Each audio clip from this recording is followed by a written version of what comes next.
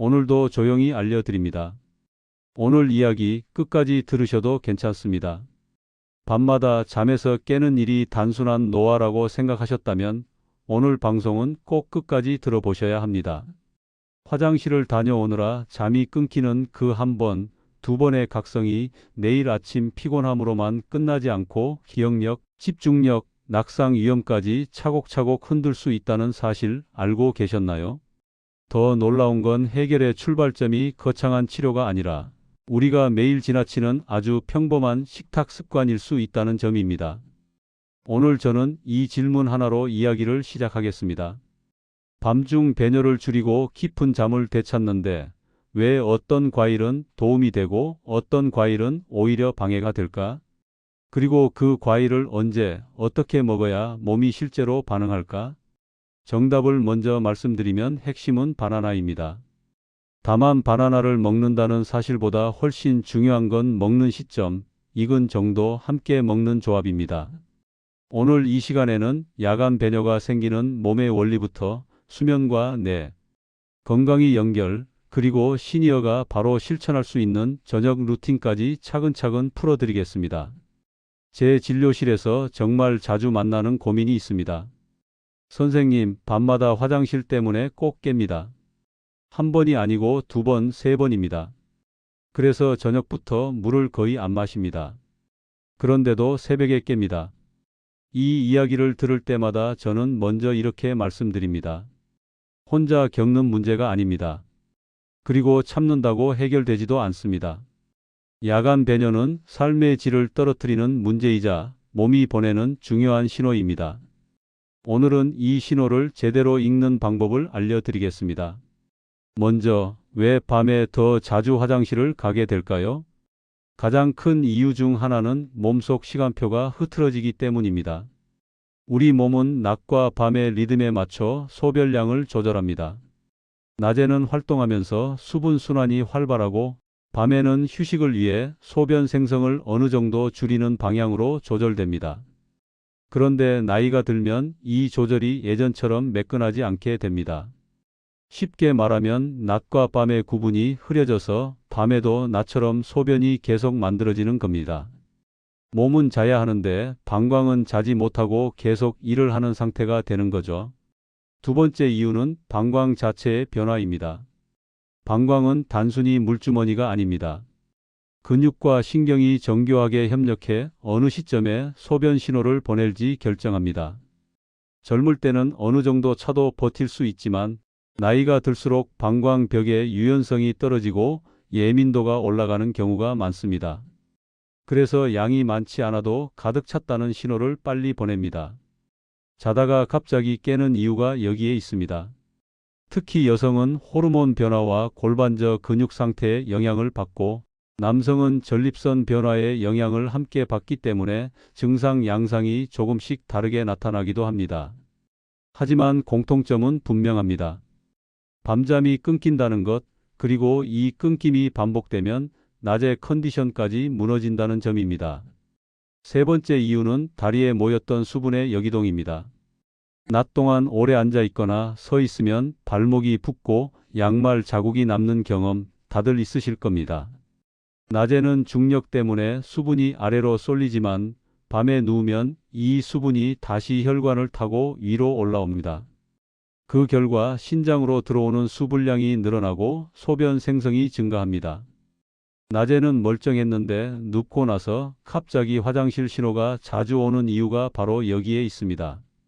특히 겨울철에는 활동량이 줄고 혈액순환이 둔해지면서 이런 패턴이 더 두드러질 수 있습니다. 문제는 밤에 깬 그 순간만 불편한 게 아니라는 데 있습니다. 밤중 각성이 반복되면 깊은 수면 단계가 줄어들고 아침 피로가 누적되며 낮 집중력이 떨어집니다. 낮에 멍하고 졸리고 사소한 실수가 늘고 계단이나 욕실처럼 미끄러운 환경에서 균형이 흔들릴 가능성도 커집니다. 기억력에 대한 걱정도 커지죠. 왜 그럴까요? 깊은 잠은 뇌가 스스로 정리정돈을 하는 시간입니다. 하루 동안 쌓인 불필요한 대사 부산물을 정리하고 다음 날의 학습과 기억 저장을 준비합니다. 그런데 수면이 자주 끊기면 이 과정이 효율적으로 진행되기 어렵습니다. 그래서 수면은 단순한 휴식이 아니라 적극적인 회복 과정입니다. 밤중 배뇨를 가볍게 볼 수 없는 이유가 여기에 있습니다. 여기서 많은 분이 묻습니다. 약을 바로 먹어야 하나요? 검사부터 해야 하나요? 물론 증상이 심하거나 통증, 혈뇨, 부종 악화, 호흡 곤란, 당뇨 조절 문제, 수면 무호흡 의심 등이 있다면 반드시 진료가 우선입니다. 다만 동시에 생활 습관 교정만으로도 의미 있는 변화가 나타나는 분들이 분명히 있습니다. 특히 수면과 식사 타이밍을 조정하면 밤의 각성 횟수가 줄어드는 경우를 자주 봅니다. 그리고 이때 도움이 되는 대표적인 식품이 바로 바나나입니다. 바나나가 왜 도움이 될까요? 첫째, 밤 시간대에 부담을 덜 주는 수분 비율입니다. 수분이 아주 높은 과일을 늦은 시간에 먹으면 방광이 빨리 차서 야간 배뇨를 악화시킬 수 있습니다. 반면 바나나는 상대적으로 수분 과부하를 덜 일으키면서 포만감과 영양소를 함께 제공합니다.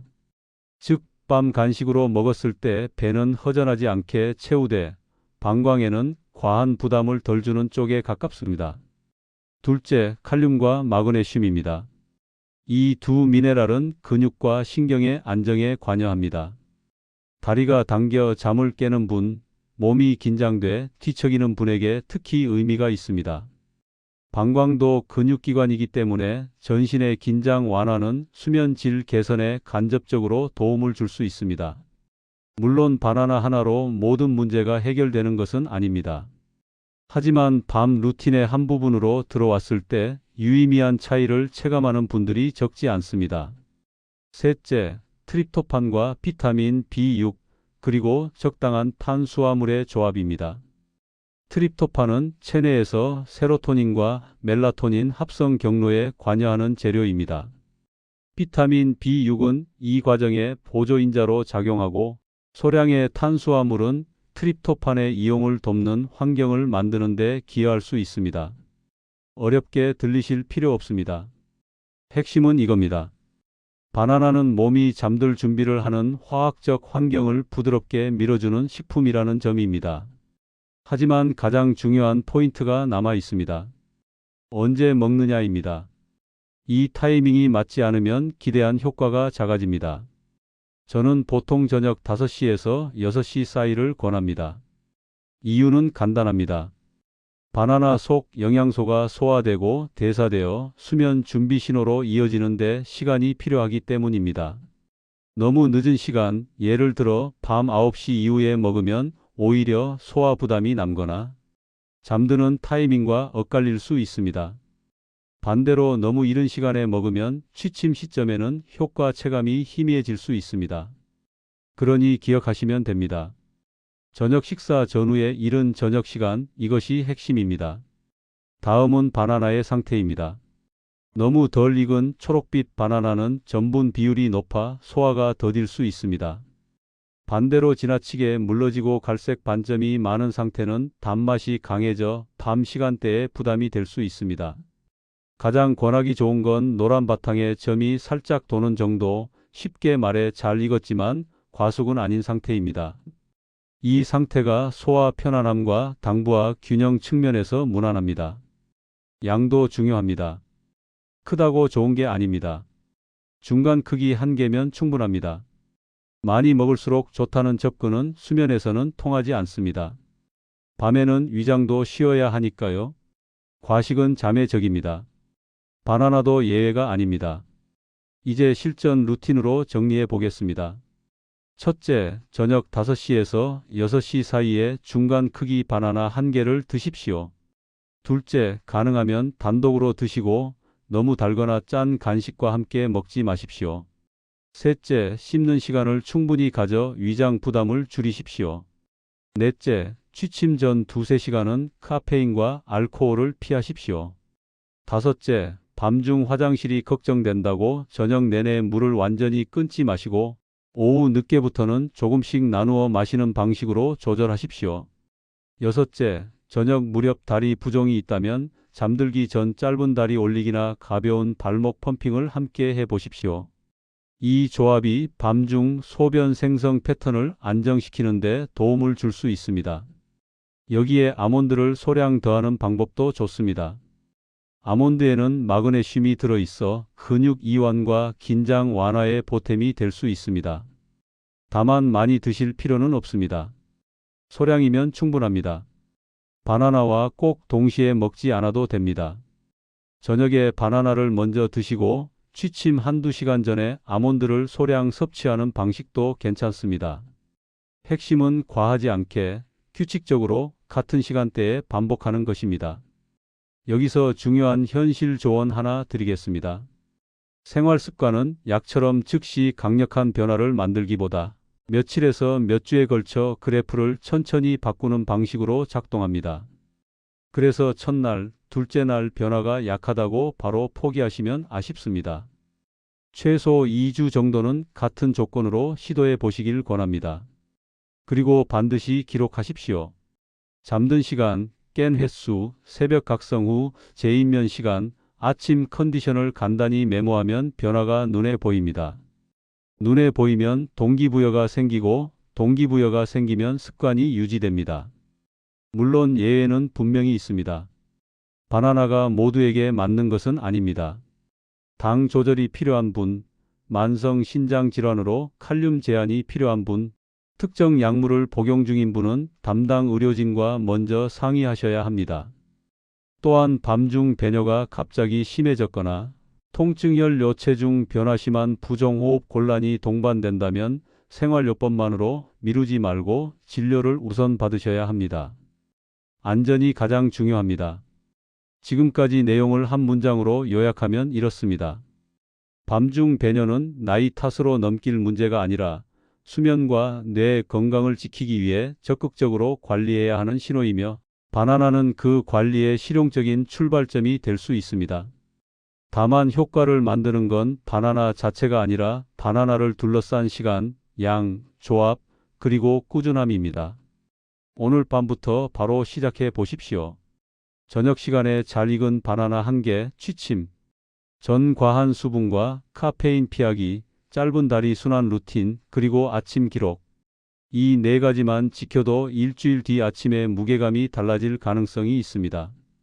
작은 변화가 반복되면 큰 차이가 됩니다. 수면은 하루를 회복하는 마지막 치료 시간이니까요. 여러분의 밤이 덜 끊기고 아침이 더 가벼워지길 바랍니다. 다음 시간에는 야간 배뇨를 악화시키는 저녁 식습관 5가지와 반대로 숙면을 돕는 식탁 구성법을 구체적인 장보기 목록까지 포함해 알려드리겠습니다. 오늘 내용이 도움이 되셨다면 주변의 부모님과 지인에게도 꼭 함께 전해 주십시오. 좋은 정보는 나눌수록 힘이 커집니다. 지금까지 조용히 알려드리는 정보쉼터였습니다.